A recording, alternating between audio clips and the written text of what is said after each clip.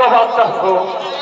ও তোমরা তাহলে কবাব চাষি, জুতা ক্ষয় গেলে ফেলে দেওয়া যায়, আর ওই কাপড়া ছিঁড়া গেলে কাপড়াও ফেলা দিবার লাগে। আজ মোর স্বামীটা বুড়া হয়েছে বুঝিয়া মোর স্বামীটা ফেলা দিবার লাগিবে। হ্যাঁ এই তো বুঝির ভাই। বাহ খুব ভালো, কোনো লাভ হবা না তো।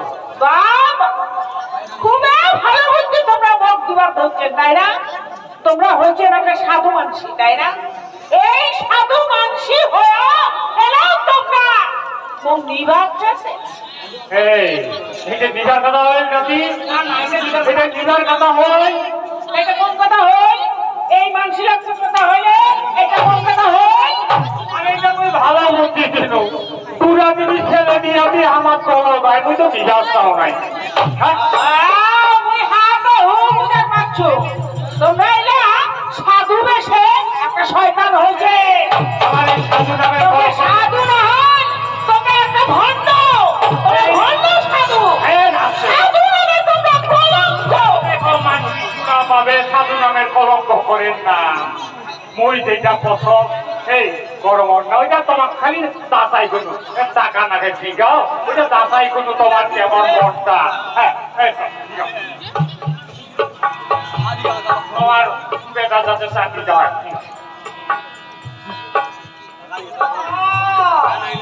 তাহলে দাসাই কোনো তোর মনটা ঠিক আছে দাদা। সত্যি তোমরা মানুষ না হন, তোমরা ভগবান। ও মানসি কয় বই তোমরা সাক্ষাৎ ভগবান।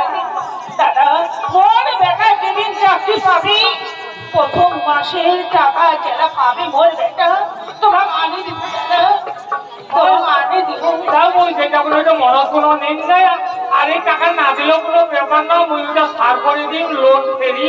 হ্যাঁ তুই যদি খালি মোর কথা ধরিস।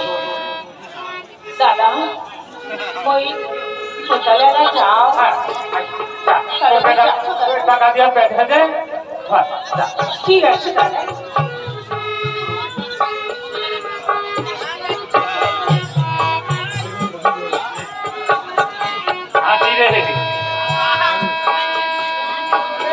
আরে রে আরো ঠান্ডা করে দিল না ভগবান কথা ঠান্ডা করে দিল না।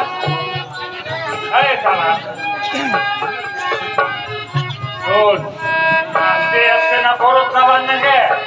হ্যাঁ তারপরে তিনি ওর কমরটা ভাঙিয়ে দিই জানিস। দাঁড়া ধৈর্য ধর।